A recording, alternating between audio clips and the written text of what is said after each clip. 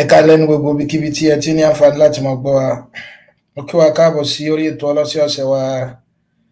ẹwà ìṣirò níbi tí a ti ń ṣàlàyé ìwé ọ̀jọ̀gbọ́n K. Strudge àti Dexter Booth. Lágbára Ọlọ́run bá a máa mú ní kánmọ́kánmọ́ ní ọ̀sẹ̀ tòní níbi tí a bá ẹ̀kọ́ náà dé. Fún àwa tí a ń bá wa ká lọ, ẹ rí i pé láti bí ọ̀sẹ̀ bíi méjì nílẹ̀ yìí, ọ̀sẹ̀ bíi mẹ́ta, a bẹ̀rẹ̀ series àti sequence. A ṣàlàyé àwọn ọlọ́kanòjọ̀kan sequence tá a ní. A rí i pé tá a bá ní sequence, tá a bá ń ro táàmù nínú sequence papọ̀, alóhùn ni ó mọ̀ fún wa ní series o. Nínú àwọn series tàbí ká sọ pé sequence tó gbajúgbajà, ara wọn náà ni arithmetic sequence, ara wọn arithmetic series bákan náà bẹ́ẹ̀ ni. So torí tá a bá ro ìròpọ̀ táàmù arithmetic sequence papọ̀, arithmetic series òun náà ni ó mọ̀ fún wa. A ní geometric sequence tó yẹ pa lè mọ́ fa geometric series náà yọ látara rẹ̀. So lọ́sẹ̀ tó kọjá a bẹ̀rẹ̀ test of convergence. So a ṣàlàyé ìgbà tí a máa sọ pé series kan converge, a dẹ̀ ṣàlàyé ìgbà tá a máa sọ pé ó diverge. Torí àkókò ti lọ púpọ̀, a máa bẹ̀rẹ̀ ní kánmọ́kánmọ́ níbi tí a bá ètò dé náà ní ọ̀sẹ̀ tó lọ. Tá a bá gbàgbé, ẹ rí i pé tá a bá nírú sequence yìí gẹ́gẹ́ bí àpèjúwe 27, 9, 3, 1 àti bẹ́ẹ̀ bẹ́ẹ̀ lọ. Tẹ́ bá gbàgbé, ẹ rí i pé sequence kan lélẹ́yìí o, kódà geometric sequence ní pẹ̀lú. Tóra mọ̀ pájọṣe tí ó mọ sọ táàmù tí ó tún mọ kàn lẹ́yìn táàmù ìmíràn, òun náà ni pé ká ṣe kí ni o, ká mọ̀ divide. Tẹ́ bá ṣàkíyèsí, ẹ rí i pé 27 ni mo ní bí báyìí, eléyìí tí ń ṣe first term. So mo ní 9 bí báyìí tí ń ṣe second term. Ẹ rí i pé tí ń fi mọ táàmù tí ó mọ kàn lẹ́yìn táàmù mìíràn tá à ń pè ní common ratio, òun náà ni kí n sọ pé kí ni o, second term mi divided by first term tàbí third term mi divided by second term. Ẹ gbé méjèèjì ọmọ fún wa ní kí ni 1/3. Àwọn ṣàlàyé pé tó bá jẹ́ pé a fẹ́ bùkátà láti mọ ọ̀rọ̀ àwọn sequence yìí papọ̀, bóyá tí n bá nírú nǹkan báyìí 27 plus 9 plus 3 plus 1 plus ... débi tó dé báwọn. A ní tá a bá ń ro àwọn táàmù yìí papọ̀, nígbà pé mo ti mọ̀ pé first term lélẹ́yìí, táàmù alákọ̀ọ́kọ́ rẹ̀, táàmù ẹlẹ́ẹ̀kejì rẹ̀, táàmù ẹlẹ́ẹ̀kẹta, táàmù ẹlẹ́ẹ̀kẹrin àti báwọn lọ. So ti yé báwọn. So tó bá jẹ́ pé à ń ro àwọn táàmù yẹn papọ̀ báyìí, òun lá máa pè ní series. Series wa lè ṣe kí ni o, a lè mọ pín sí méjì pẹ̀lú irú ìròpọ̀ tá à ń ṣe. Táyé gbé ìròpọ̀ díẹ̀ ni mò ń ṣe, bẹ́ẹ̀ mo mú àwọn ẹ́límẹ́ǹtì díẹ̀ nínú series mi ẹ̀, mò ń rò wọ́n papọ̀, òun lá máa pè ní partial sum. Bẹ́ẹ̀ ní sì ti bá ro bẹ́ẹ̀ mẹ́ta alákọ̀ọ́kọ́ papọ̀, ẹ rí i pé díẹ̀ ni mo rò papọ̀ nínú gbogbo àwọn series yẹn. A dẹ̀ ṣàlàyé bá ṣe lè mọ́ lò sigma notation láti fi mọ́ ṣe kí ni o, láti fi mọ́ kojú àwọn eléyìí. Kódà a lè ní finite series bákan náà, táyé pé mo bá fẹ́ ro àwọn kí ni àwọn series yẹn papọ̀, bóyá dérí táàmù kan ni, bẹ́ẹ̀ term n tàbí lórí infinity. A dẹ̀ wá ṣàlàyé fún wa pé tá a bá ní infinity quantity kan nínú mathematics o, tó jẹ́ pé kì í ṣe nọ́mbà, ká má máa gbọ́yé sí nọ́mbà, kì í dẹ̀ ṣe pé nọ́mbà tó pọ̀ jù, torí tí nọ́mbà kan bá ń rú yẹ́ lọ́kàn wa póun ló pọ̀ jù. So tí tá a bá ro wọ́n àmọ́ nọ́mbà ẹ rí i pé àtúmọ̀ ṣe kí ni o, àtúmọ̀ orí tó pọ̀ jù lọ. Ajá sí pé infinity ẹ ṣe pé nọ́mbà tó pọ̀ jù, ṣùgbọ́n a lè gbọ́yé sí gẹ́gẹ́ bí nọ́mbà tó pọ̀ gan-an. So tí bá so tó bá yẹ pé mo á fẹ́ wá series mi, báyà mo fẹ́ wá àwọn táàmù tó pọ̀ gan-an gẹ́gẹ́ bí infinity, wọn lá máa pè ní sum to infinity. Ẹ rí i pé látara rẹ̀ láti gbàgbọ́ yé limit. Tẹ́ bá gbàgbé, ẹ rí i pé sum tá a fi mọ́ wá sum GP lélẹ́yìí o, pàápàá jùlọ nígbà tí common ratio mi tó bá kéré sí 1, òun náà ni pé a into 1 minus r raised power n divided by 1 minus r. So tó bá jẹ́ pé n fẹ́ wá partial sum bí báyìí, mo fẹ́ wá sum to infinity, a dẹ̀ sọ fún wa pé infinity nítòótọ́ kìí ṣe nọ́mbà bẹ́ẹ̀ tó máa ń túmọ̀ sí nọ́mbà tó gùn gan so ti yé wa so ajá sí pé nìsín mo lè mọ fi infinity sílẹ̀ yìí o ilé ẹ̀ máa jẹ́ a1 minus r raised by infinity divided by 1 minus r ẹ̀dẹ̀ má gbàgbé pẹ̀lú tí mo fún wa mí báyìí àti rí arú apọ̀ jẹ́ 1/3 tí a dash jẹ́ 27 ajá sí pé ọmọ jẹ́ 27 1 minus 1/3 raised by 3 divided by 1 minus 1/3 ẹ rí pé kí ni 1/3 yìí ó mọ jẹ́ 1/3 raised by infinity ìgbà tí ẹni mi bá ti ń súnmọ́ n tó ti ń súnmọ́ infinity gbogbo eléyìí báyìí yóò máa approach kí ni o yóò máa approach 0 òun là ń pè ní limit rẹ̀ limit náà ni pé kí ni o tá a bá mọ tẹ́sí nǹkan kan jẹ́ ṣùgbọ́n mo mọ in tó súnmọ́ nǹkan ó ti yé máa òun là ń pè ní limit mọ̀ pé nísìn 1 divided by 1/3 raised power 2 gẹ́gẹ́ bí àpèjúwe tàbí tí a bá ti fẹ́ dára láàmú ká pé 10 ló wà ńbẹ̀ mo fẹ́ fi ká gbàgbọ́ yẹn ni o so ká pé 10 ló wà ńbẹ̀ ẹ pé 10 nísìn 1/10 0.1 ni o àbí tẹ́ bá square rẹ̀ so ti yé wa ẹ rí pé n tẹ́ mọ ní yóò mọ kéré sí tí n tó bá jẹ́ power yìí náà bá ti ń tóbi sí sagbala yẹn tí mo sọ bá wọn bí kẹ ní 1/10 náà ni kápá ní 1/n gẹ́gẹ́ bí àpèjúwe nísìn tí máa fẹ́ mọ tí 1/infinity ó jẹ́ so tí ṣe pé 1/10 mo ní yóò mọ fún wa ní 0.1 1/100 0.01 1/1000 0.001 kí lẹ́ ń ṣàkíyèsí bí nọ́mbà òun ṣe ń tóbi sí nọ́mbà àṣàlẹ̀ òun bó ṣe ń tóbi sí bó ṣe ń gòkè sí gẹ́gẹ́ bẹ́ẹ̀ náà ni èsì wa ṣe kí ni òun kéré sí 1/1 million ẹ̀rí pé tí ó mọ̀ fún wa ní 0.0000001 àbí ajásí pé tó bá yẹ pé 1/infinity mo dẹ̀ tí mọ̀ pé infinity pọ̀ gan-an nítòótọ́ àmọ́ nọ́mbà kìí ṣe pé nọ́mbà tó lópin bẹ̀ nọ́mbà tó pọ̀ gan-an ajásí pé màmá ní 0.000000000 nọ́mbà yẹn a máa sọ pé kí ni o límìtì rẹ̀ 0 ni nítòótọ́ àmọ́ ìtẹ́sí ńgbọ́ ipa àmọ́ nọ́mbà àwọn gangan bẹ̀ tá a mọ́ in tó lè súnmọ́ so ti àgbọ́yé limit nìyẹn so àwa ní tẹ́ bá wá síríìsì kan papọ̀ bóyá nígbà tẹ́ ro ilé ìpapọ̀ tán àwa rí ipe ńgbà tẹ́ wá limit ìgbà tí ẹni tó ṣe kíni o tó súnmọ́ infinity in tó fún yín a máa sọ pé kíni o a mọ̀ pé ní a máa sọ pé síríìsì yẹn ó converge sí nọ́mbà yẹn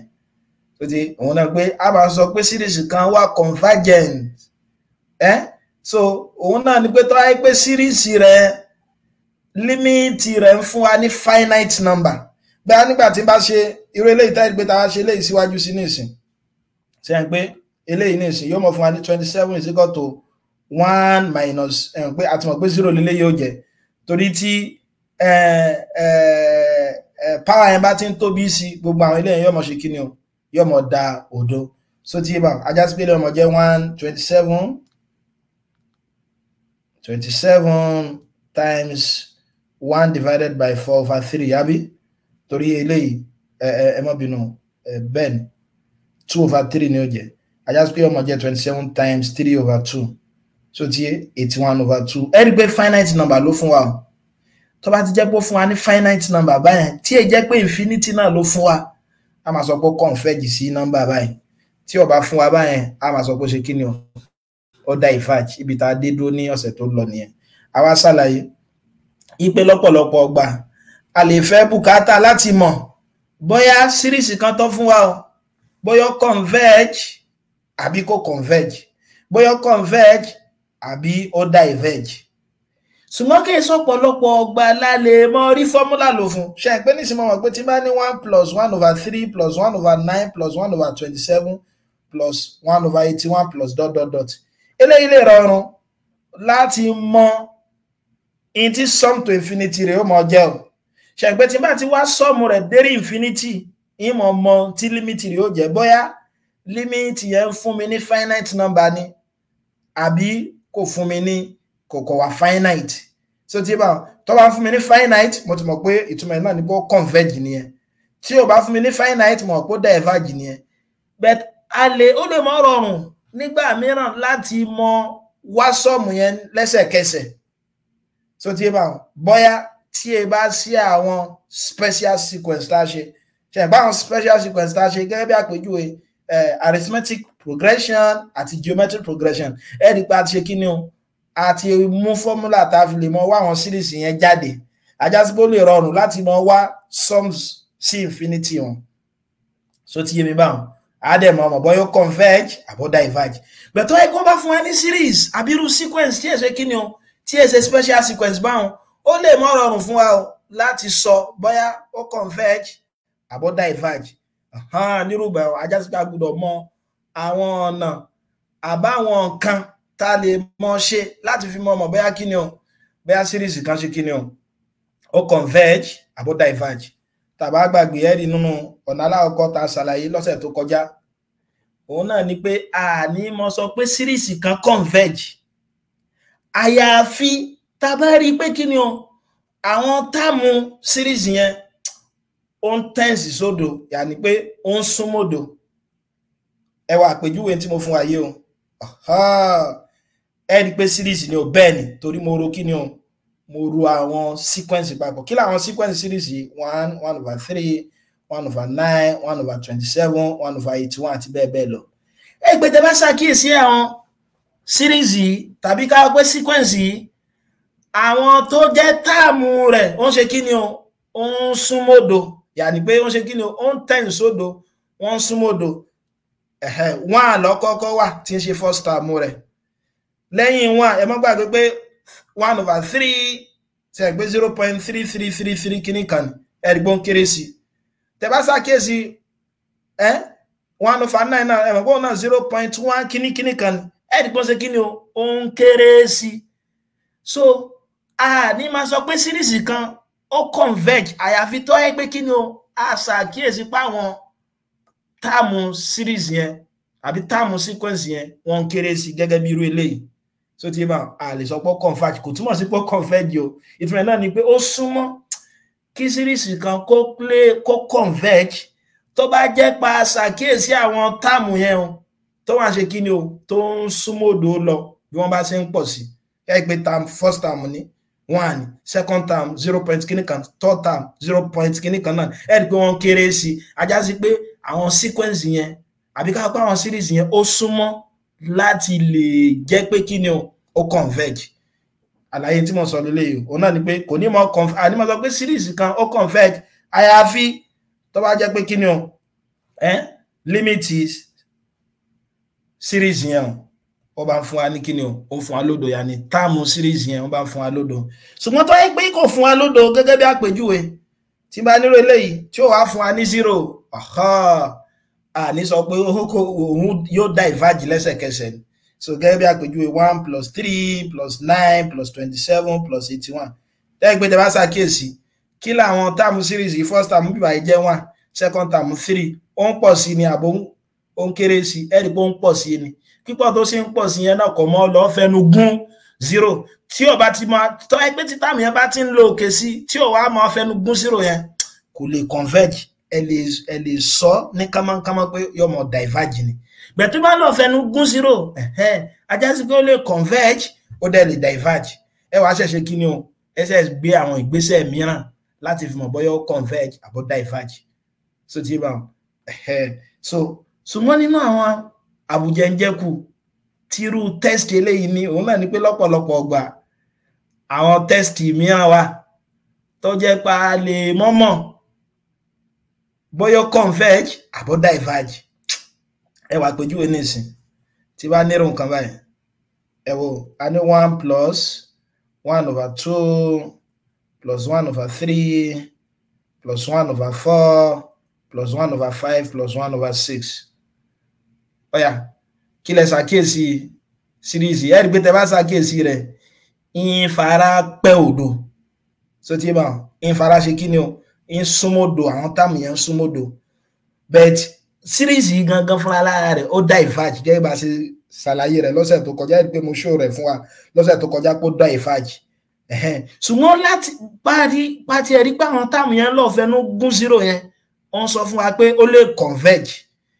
bẹ́ẹ̀ kò túmọ̀ sí pé ó converge ó lè converge ajá sí pé ó lè converge ó dẹ̀ sì lè diverge nígbà tó jẹ́ pé kí ni o àwọn kíní yẹn ó lọ fẹnu gún zero bẹ̀dá pé kò tiẹ̀ fẹnu gún zero ara ni ẹ̀mọ́ dára yín láàmú ọ̀dà ìfàjì ni àyà sí pé àbùkátà àwọn test mìíràn láti fi mọ̀ bóyá ìtaari yẹn bóyá ó lè converge àbódà ìfàjì yẹn bóyá ó converge ni so ti yé báwọn so ní ìyẹ̀wò ẹlẹ́ẹ̀kejì ló fi àdé tá à ń pè ní kíni o comparison test kí ni wà ní comparison test yìí sọ kó lé o òun náà ni pé tó bá jẹ́ pé ń bá mọ series kan ipò converge yàní pé mo mọ̀ pé series kan converge gẹ́gẹ́ bí àpèjúwe eléyìí tí mo fún wa níbi aláwọ̀kọ́ yìí eléyìí nìsín ṣe ń pa mọ̀ pé ó converge àbí so tó bá dá mi lójú pé series kan ó converge tó wá jẹ́ pé series positive terms ni a lè ní positive term series a dẹ̀ lè ní negative term ẹ mọ́ gbàgbé pé series ni a pé nọ́mbà yóò ẹ wò 1 3 ẹ wò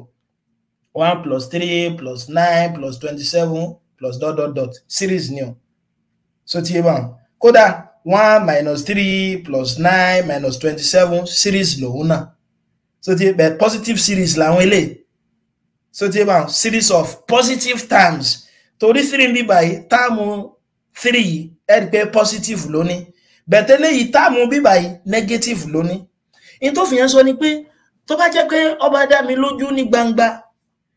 ipe series kan ó converge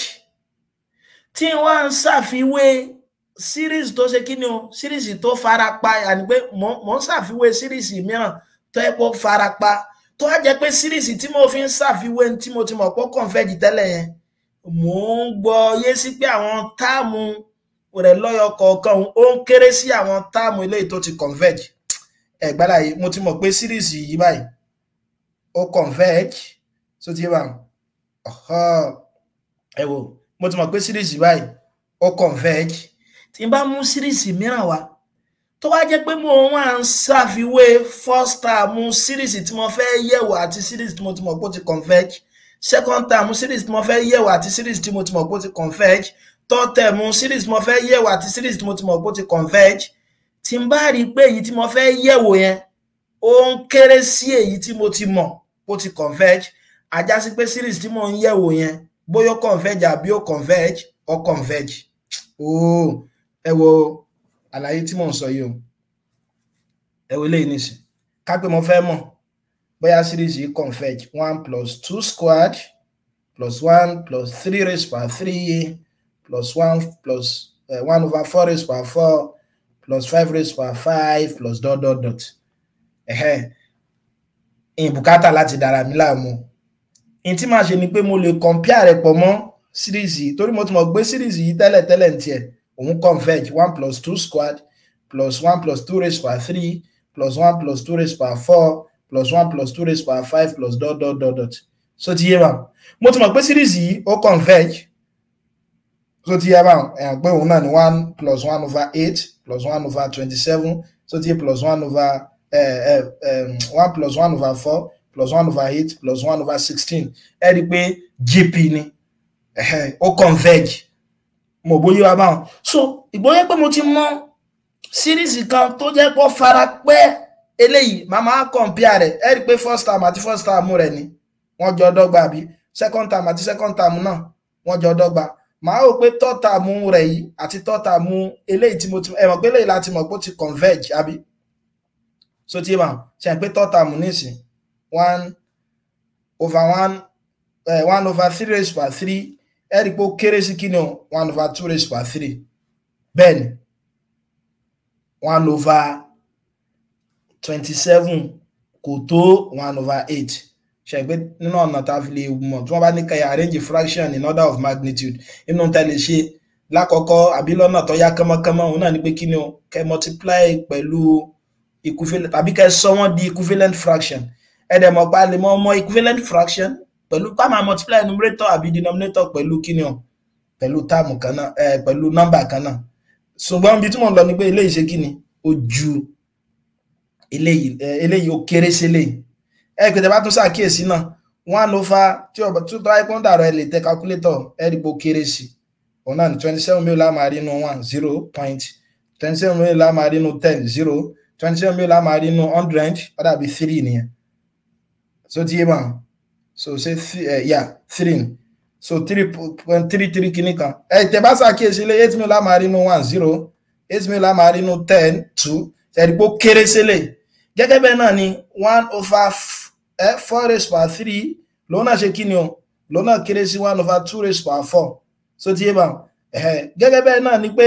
eléyìí náà 1/4 raised power 4 òun náà kéré sí kí ni o 1/2 raised power 4 1/4 raised power 4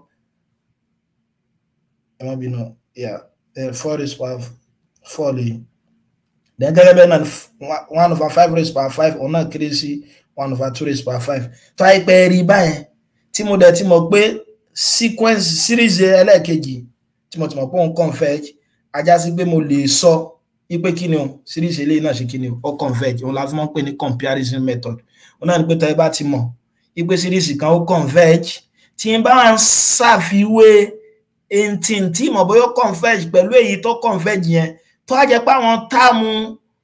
àwọn èyí tí mo fẹ́ mọ̀ yẹn ó ń kéré sí àwọn táàmù bí tí mo ti mọ̀ mo lè sọ pé kí ni o mo lè sọ pé wá converge so tí bá bó ni tó bá yẹ pa fẹ́ mọ̀ divergence pẹ̀lú comparison test ńkọ́ òun náà ni pé tí n bá ti mọ̀ pé series kan diverge so tí bá tí bá ti mọ̀ pé series kan diverge series tí mọ̀ bóyá ó diverge àbí ó diverge yẹn tí bá wà ń compare rẹ̀ pẹ̀lú ra wọn tó bá yẹ pé àwọn táàmù tó ṣe déédé pẹ̀lú táàmù ẹlẹ́ẹ̀kejì tí mo ti mọ̀ yẹn tó bá jù wọn lọ ẹni pé talákọ̀ọ́kọ́ tó bá ń kéré sí tó bá less than àwọn tí mo ti mọ̀ pọ̀ converge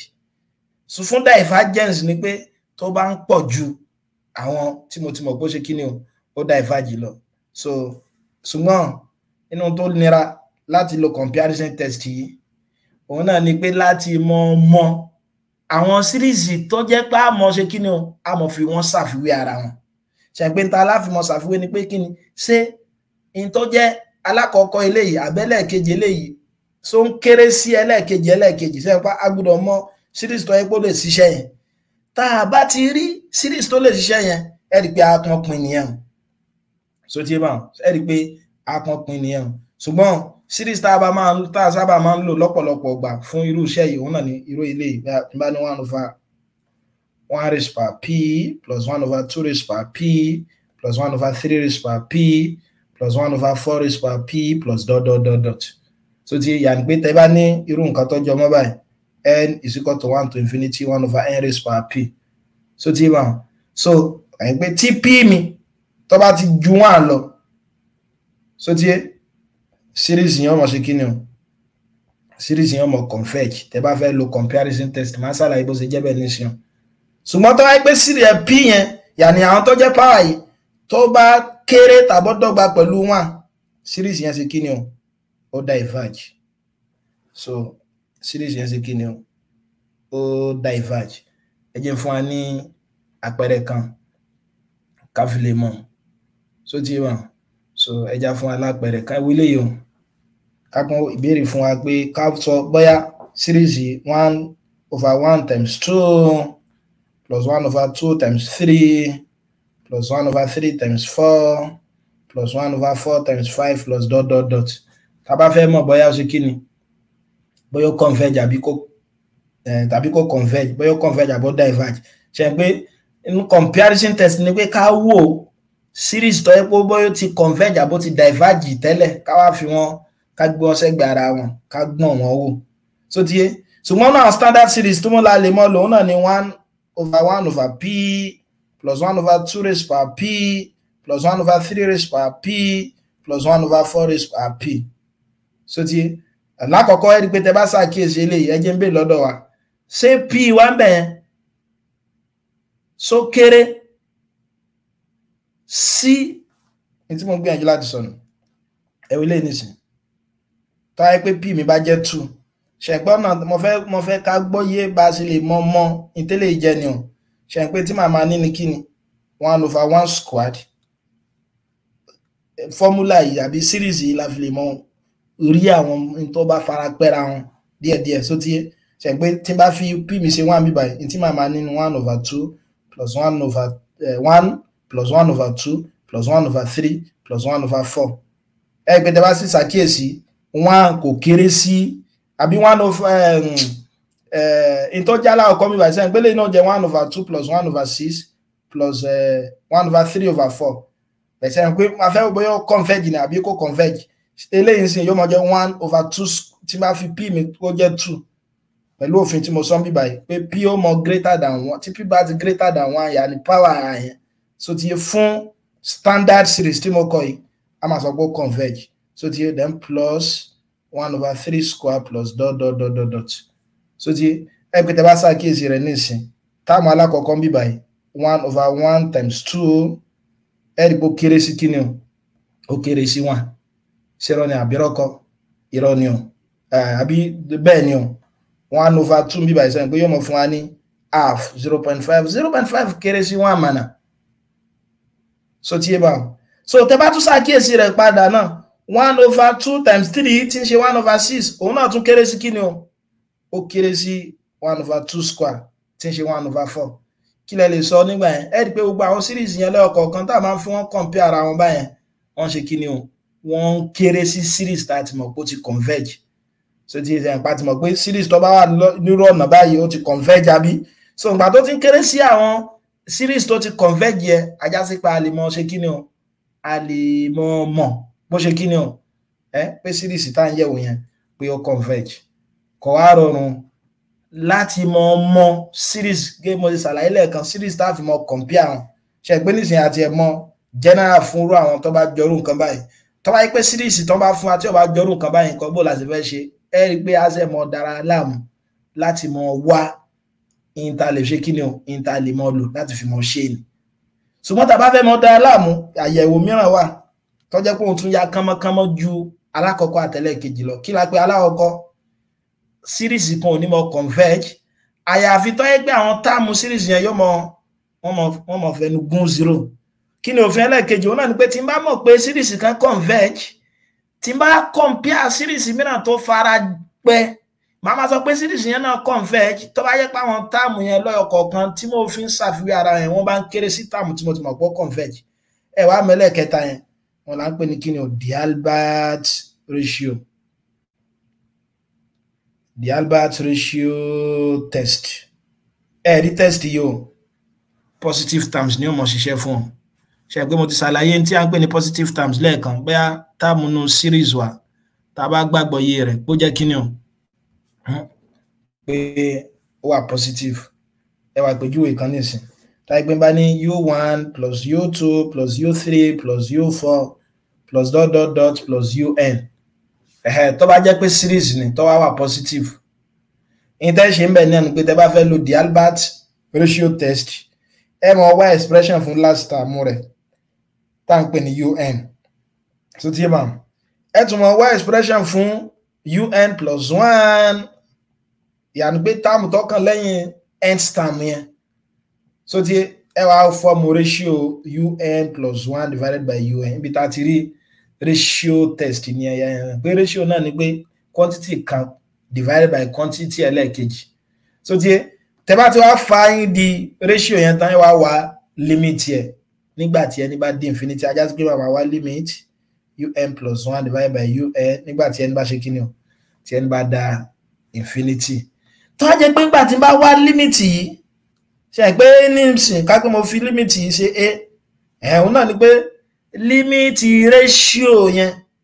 ratio UN plus 1 àti UN yẹn nígbà tí ẹni bá jẹ́ infinity ká pé bá fi ṣe tí n tó bá jẹ́ ìsinmi bí báyìí tó bá less than 1 D'Albert sọ pé kí ni o series yẹn converge the series converges so tí tó wáyé pé limit ratio yẹn tó bá greater than 1 series yẹn ṣe kí ni o ó diverge so tí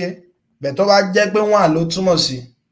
ó lè ṣe kí ni àmọ́ ṣùgbọ́n ajá sí pé ó lè converge ó dẹ̀ ṣe lè ṣe kí ni ó dẹ̀ ṣe lè diverge so àmọ́ ìwúlò rẹ̀ so tí bá so àmọ́ ìwúlò rẹ̀ bó mo láti mọ̀ ṣe D'Albert ratio test òun náà ní pé ẹ̀kọ́ wa UN àbí yàní nth term ẹ wá n plus 1 term àbí ẹ wá divide the n plus 1 term pẹ̀lú excuse me, end term. Màmá wá limit yẹ nígbà tí ẹni mi bá ti tóbi gan. Tó á jẹ́ pé nígbà tí mo wá limit yẹn nígbà tó tóbi gan yẹn tó bá ń less than 1, òfin yẹn sọ pé kí ni o, màmá sọ pé series yẹn ó converges. So tó á jẹ́ pé nígbà tí bá wá limit yẹn ó bá ṣe kí ni o, ó bá ju 1 lọ, màmá sọ pé series yẹn ṣe kí ni o, ó diverge. Ṣùgbọ́n tó bá jẹ́ pé nígbà tí bá wá limit yẹn báyẹn ó wá ń fún mi ní 1, so tí inconclusive ni ẹ̀ àmọ́ bóyá ó diverge bóyá ó dẹ̀ ṣe converge. Ó yẹ jẹ́ fún alápẹẹrẹ kan ká lè gbọ́yé torí àkókò. Ẹ wo eléyìí, wọ́n apply the Albert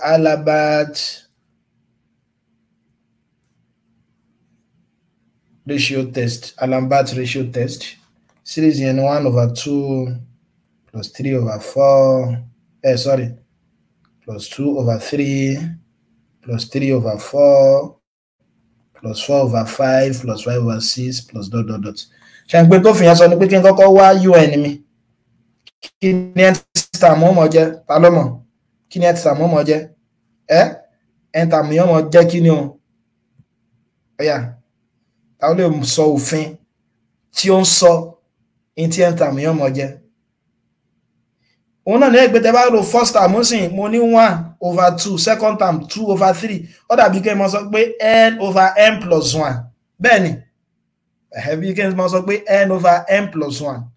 Òun ni end term yẹn mọ̀ pé pẹ̀lú eléyìí mo lè mọ̀ U2 mi. Ṣé pé U2 tí ṣe second term yẹn mọ̀ jẹ́ 2/2 plus 1 tó jẹ́ 2/3 báwọn. So tí UN nìyẹn. Òfin yẹn wá ní tẹ́ bá ti mọ̀ end term ẹ tún wá n plus 1 term. N plus 1 term náà ni pé bí tí n bá ti rí ẹni mi máa gbé n plus 1 sí, yóò mọ̀ jẹ́ n plus 1 divided by n plus 1 plus 1, yóò mọ̀ jẹ́ n plus 1 over n plus 2. Lẹ́yìn rẹ̀ máa wá kí ni o, un plus 1 over un. Kí dẹ̀ ni un plus 1 yóò jẹ́ n plus 1 over n plus 2 divided by kí ni un mi, n over n plus 1. Ẹgbẹ́ tá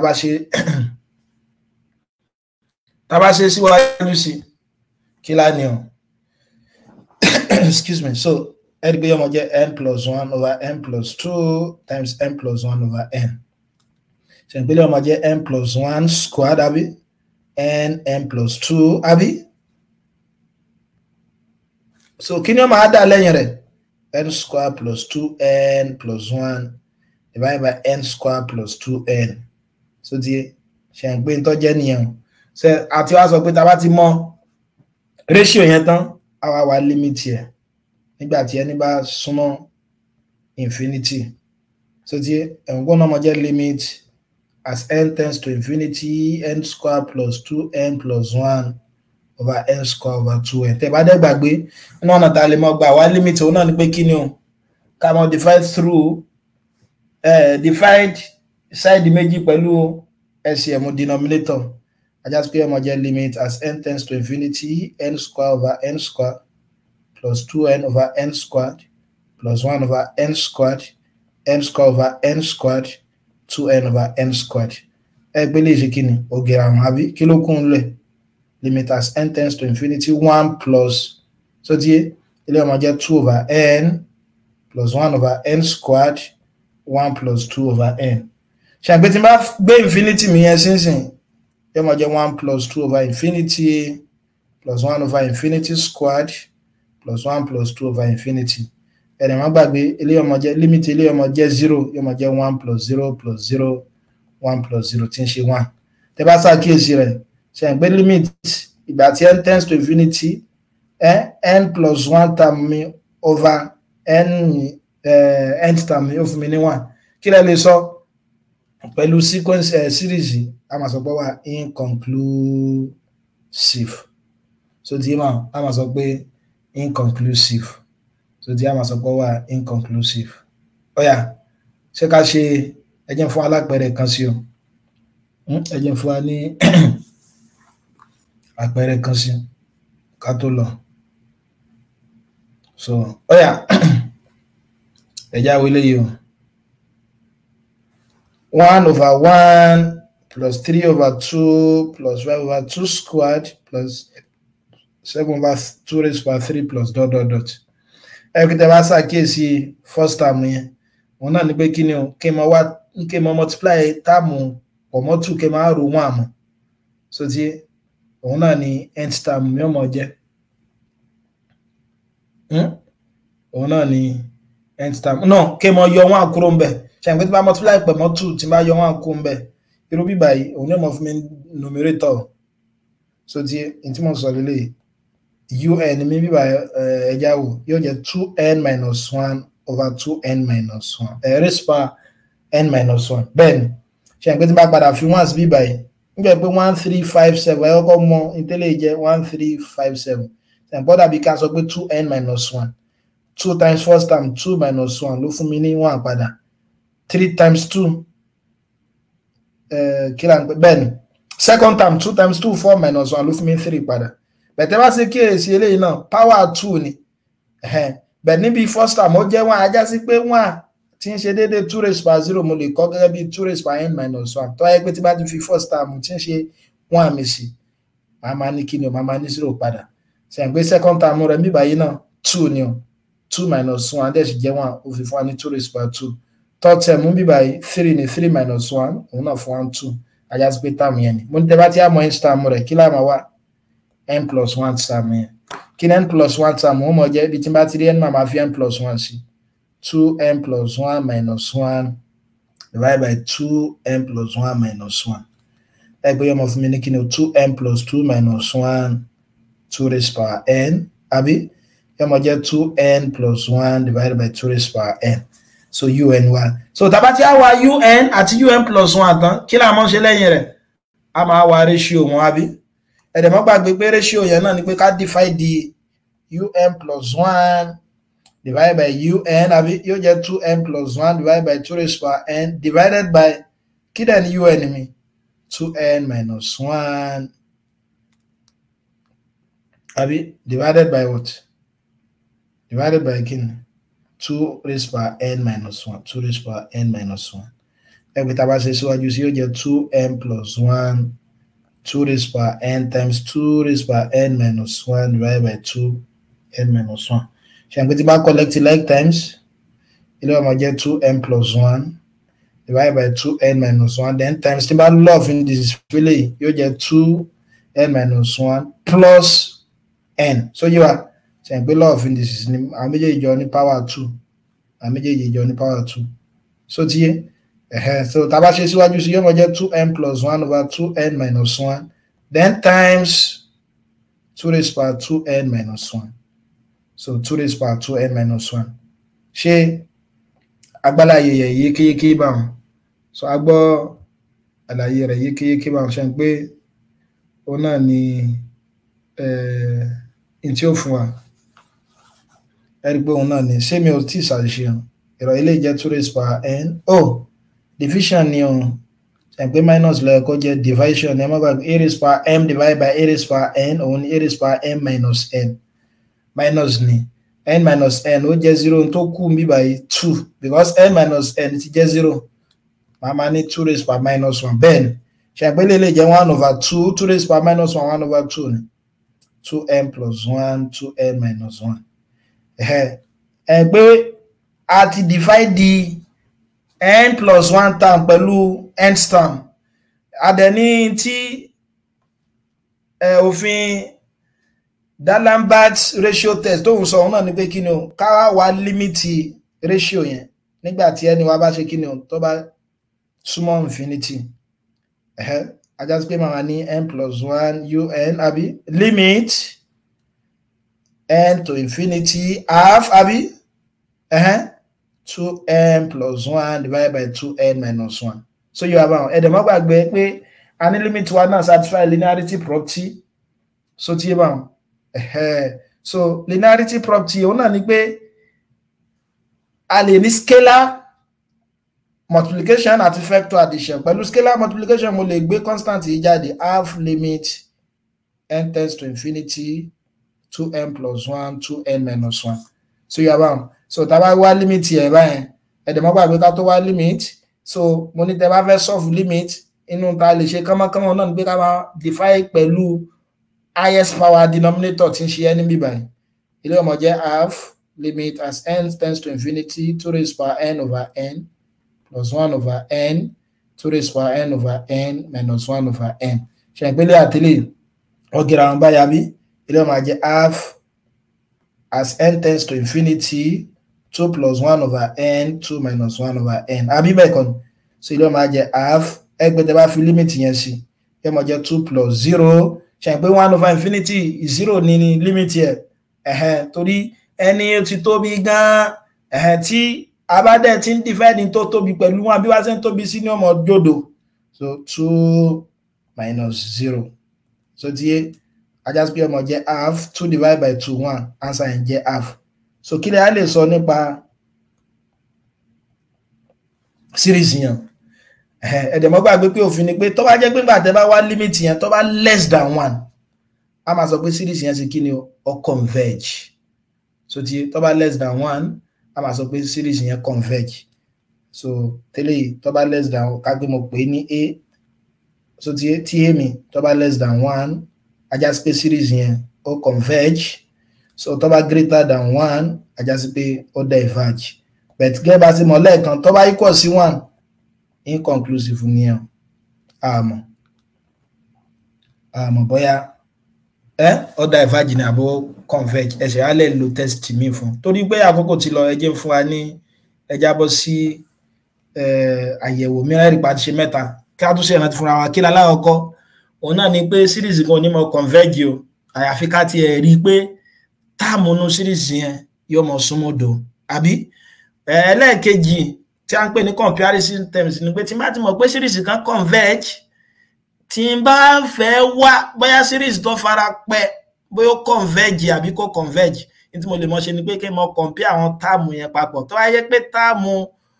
àwọn series tí mo fẹ́ mọ̀ yẹn lọ́kọ̀ọ̀kan ó ń kéré sí táàmù àwọn tí mo ti mọ̀ so ajásí pé òun náà mọ̀ converge nìyẹn ṣùgbọ́n tó wáyé pé táàmù yẹn ju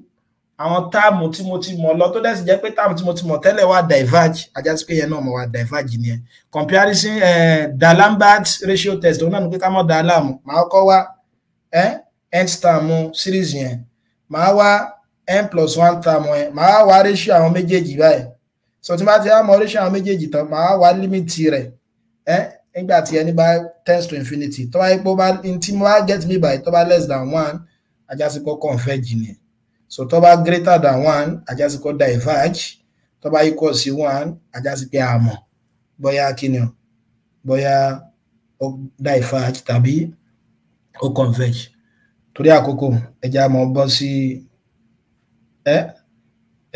àyẹ̀wò mìíràn tí a ń pè ní absolute convergence. Pé tẹ́ bá ṣàkíyèsí nǹkan kan tó fara pẹ́ àwọn méjèèjì gbẹ̀yìn tá a ṣe yìí rí pé à ń mọ̀ ipe kí ni o ipe positive term ni so tí wà á mọ̀ pé kí ni positive term ló ń ṣiṣẹ́ bó ní táyé pé series tán bá fún wa kìí bá ṣe positive term ń kọ́ so tí wà táyé pé series tán bá fún wa tí bá ṣe positive term ń kọ́ gẹ́gẹ́ bí àpèjúwe wo irú nǹkan báyìí o tí bá ní 1 minus half plus 1 over 3 minus 1 over 4 so tí nítòótọ́ series yìí ó converge àbí bẹ́ẹ̀ ni ó converge ṣùgbọ́n 1 plus 1 over 2 plus 1 over 3 plus 1 over 4 gẹ́gẹ́ bá ti sọ lẹ́ẹ̀kan ó diverge ní tiẹ̀ eléyìí diverge eléyìí converge bẹ̀tẹ̀ bá ṣàkíyèsí eléyìí positive term ni o so tí bẹ̀tẹ̀ eléyìí ní negative term ó dẹ̀ sì ní alternate so tí bá alternate ẹgbẹ́ negative term la níbí báyìí adẹ̀tún ní kíni adẹ̀tún ní positive term níbí báyìí bẹ̀ gbogbo táàmù series ẹlẹ́ẹ̀kejì yẹn a rí pé òun ṣe kíni o òun jẹ́ positive term náà so òun pé tí bá yá ní un báyẹn ìtumọ̀ ẹ̀ náà ni pé ó mọ́ a lè sọ pé series kan ni o tó lè ní bóyá positive terms gẹ́gẹ́ bí eléyìí tàbí negative term so tí ẹ bá ṣùgbọ́n tí bá fẹ́ ṣàdáyàrí rẹ̀ pé positive term nìkan ló ní ajá sí pé mo lè mọ kọ́ báyìí bí a ti tá bá kọrú nǹkan báyìí un ẹ̀sẹ̀ pé un ìtumọ̀ náà ni pé absolute value un tàbí ká pè ní mode un yẹn ni pé last term ṣe pé series tòun ni yóò máa jẹ́ u1 plus u2 plus u3 plus dot series tèyẹn nìyẹn so tí yóò bá eléyìí la máa pè ní positive term nìyẹn so gbọ́n tí bá kàn sọ pé u1 plus u2 plus u3 plus u4 plus u5 a lè mọ̀ àbí ká sọ pé ó lè jẹ́ positive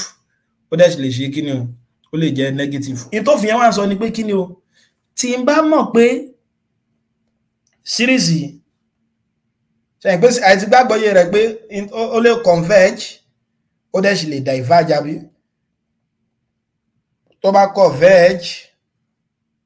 ẹmọ́bìnrin ó lè jẹ́ positive term ó lè ní positive term ó dẹ̀ sì lè ní negative term tó bá converge ajá sí pé positive term series tó fara pẹ́ òun lè mọ́ wá converge o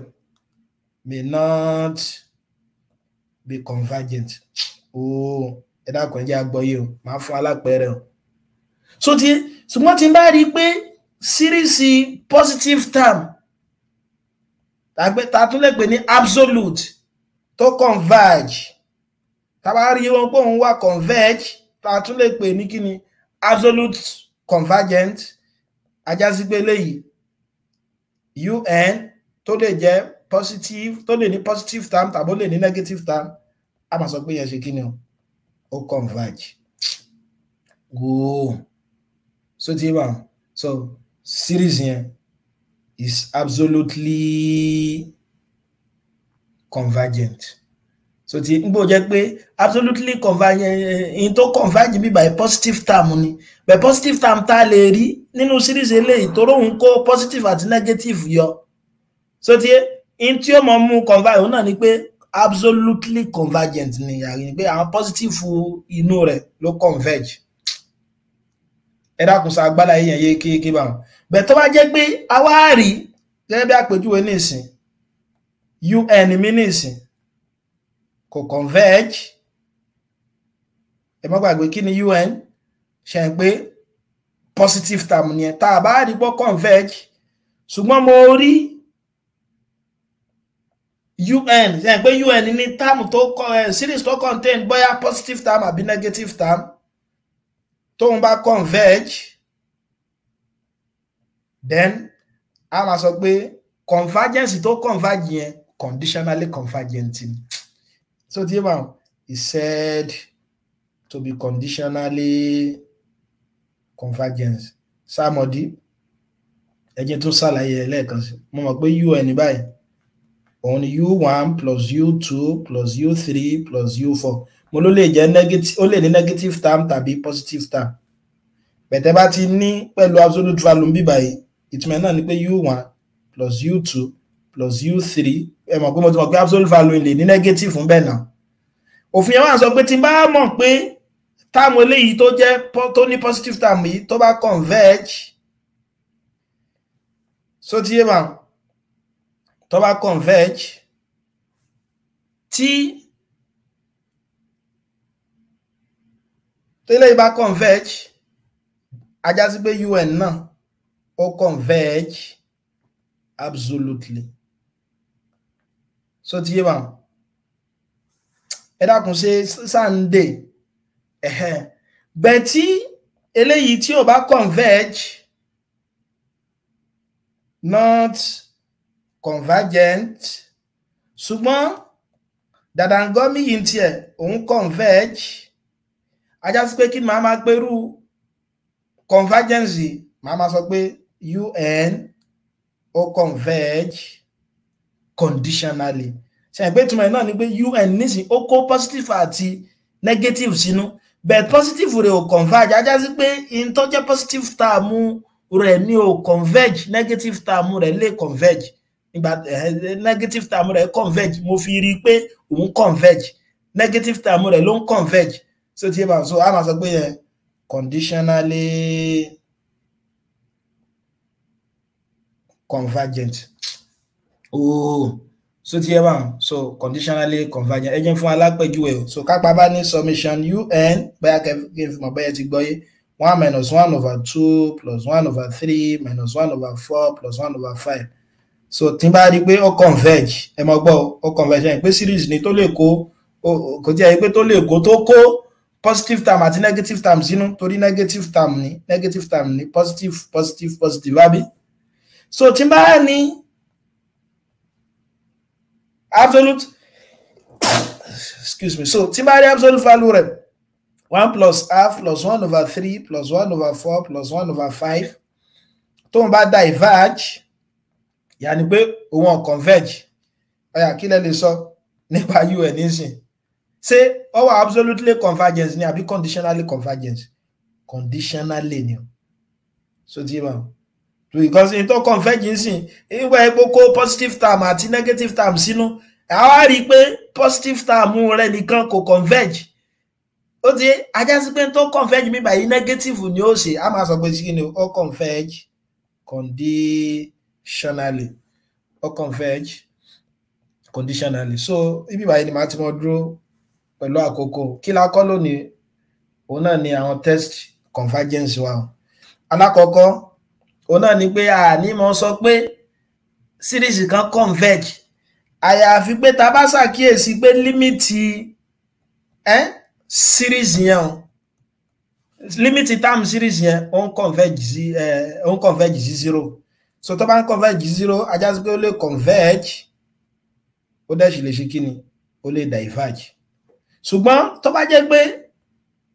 tí bá ṣàkíyèsí àwọn sequence rẹ̀ wọn wá máa lọ fẹ́ term sequence yẹn wọn wá máa lọ fẹ́ nu gún 0 kọ̀lájà tarínú àwọn diverge nìyẹn. So tí a tún ṣàlàyé comparison test wọn náà ni pé tí n bá ti mọ̀ pé series kan ó converge tó wá jẹ́ pé mo ń ṣàfiwé series kan tí wọ́n jọ jọra wọn papọ̀ tó wá jẹ́ pé àwọn táàmù àwọn eléyìí tí mo ṣe fẹ́ mọ̀ yẹn wọ́n kéré sí àwọn táàmù àwọn tí mo ti mọ̀ pọ̀ converge ajá sí pé series yẹn náà mo ṣe kí ni yóò mọ̀ converge. Ẹlẹ́ẹ̀kẹta a ṣe kí ni a ṣe D'Alembert òun náà ni Bart ratio test òun náà wọ́n tún máa ń pè ní ratio test òun náà ni pé kí ni màá kọ́ ṣe ń bẹ̀ yẹn comparison test yìí náà positive ní bá ṣe positive term eléyìí ni pé màá máa wá un mi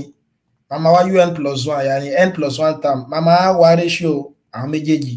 tí bá ti mọ ratio wọn tán màá máa wá limit wọn nígbà tí n mi bá tends to infinity.